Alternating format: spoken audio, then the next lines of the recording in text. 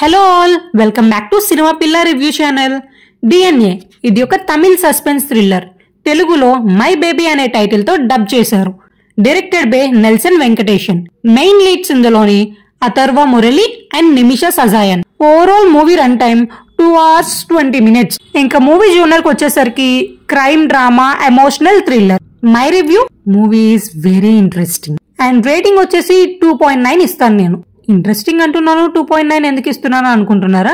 దాని గురించి మాట్లాడుకుందాం. ఇంకా డీటెయిల్ గా స్టోరీలోకి వెళ్తే, హీరో ఒక love failure, heroine suffers from personality disorder. వీళ్ళిద్దరికి మ్యారేజ్ అయ్యి బేబీ పుట్టాక ఆ బేబీ నుండి స్టోరీ మొత్తం స్టార్ట్ అవుతుంది. బేసికల్లీ స్టోరీ అంతా న్యూ బోర్న్ బేబీస్ కోసమే. ఫస్ట్ హాఫ్ అంతా చాలా బాగుంటుంది. సెకండ్ హాఫ్ వచ్చేసరికి కొంచెం లాగ్ అనిపించింది స్టోరీ. క్లైమాక్స్ అయితే వెరీ ప్రిడిక్టబుల్, బట్ క్లైమాక్స్ లో విజువల్స్ అయితే అద్దిరిపోయాయి.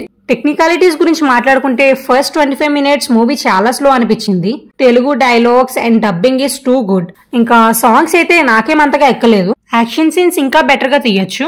టెంపుల్ లో క్లైమాక్స్ సీన్ అండ్ అక్కడ విజువల్స్ అద్దిరిపోయాయి. మూవీలో పాజిటివ్స్ గురించి మాట్లాడుకుంటే, నిమిషా సజాయన్ తన పర్ఫార్మెన్స్ తో దివ్య అనే క్యారెక్టర్ అద్దరగొట్టారు.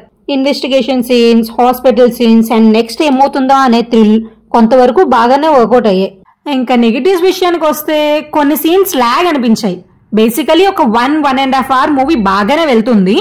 రిమైనింగ్ మూవీ చాలా స్లో అనిపించింది. స్పెషల్లీ హీరోయిన్ నిమిష గారు లేని సీన్స్ అయితే అస్సలు చూడలేము. ఇంకా హీరోయిన్ కి మూవీ స్టార్టింగ్ లో పర్సనాలిటీ డిసార్డర్ అని చూపిస్తారు, బట్ మ్యారేజ్ అయ్యాక ఒక నార్మల్ అమ్మాయిలా చూపిస్తారు. ఇంకా ఇన్వెస్టిగేషన్ ప్రాసెస్ లో హీరోకి ఫైట్స్ ఎక్కువగా పెట్టారు.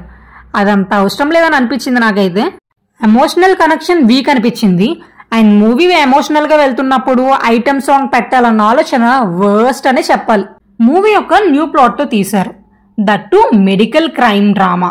కానీ కొన్ని సీన్స్ లేపేసి ఉంటే మాత్రం మూవీ అద్దిరిపోద్ది. మన డైరెక్టర్ చేసిన తప్పేంటంటే, ఇక్కడ హీరోకి ఇంట్రో సాంగ్ పెట్టడం, అవసరం లేని దగ్గర ఐటమ్ సాంగ్ పెట్టడం, అనవసరంగా ఫైట్లు ఇవన్నీ తీసేసి ఇంకొంచెం డీప్ గా ఇన్వెస్టిగేషన్ మీద కాన్సన్ట్రేట్ చేస్తే మూవీ అద్దిరిపోయేది. మీకు కూడా ఇలాంటి క్రైమ్ డ్రామా ఎమోషనల్ థ్రిల్లర్స్ నచ్చుతాయి అనుకుంటే మరి ఇంకెందుకు లేట్, వెళ్ళి చూసేయండి. జియో హాట్స్టార్ లో ఉంది మూవీ. అండ్ మీకు ఎలా అనిపించిందో కమెంట్ చేసేయండి. నా రివ్యూ మీకు నచ్చినట్టయితే లైక్ చేయండి, షేర్ చేయండి, సబ్స్క్రైబ్ చేయండి. మళ్ళీ ఇంకో మూవీతో కలుద్దాం. ఇట్లు మీ సినిమా పిల్ల.